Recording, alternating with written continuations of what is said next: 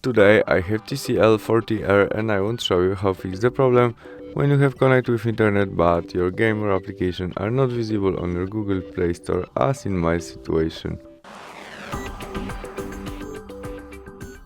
When you have the same problem as mine, go back to the main menu, tap on your main menu of your Google Play Store and tap on your photo on the right corner. In it, choose Settings, Family and their parental controls.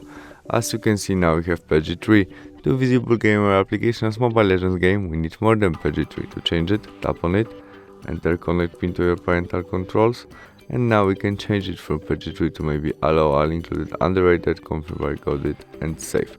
You can also turn off your parental controls by switch off.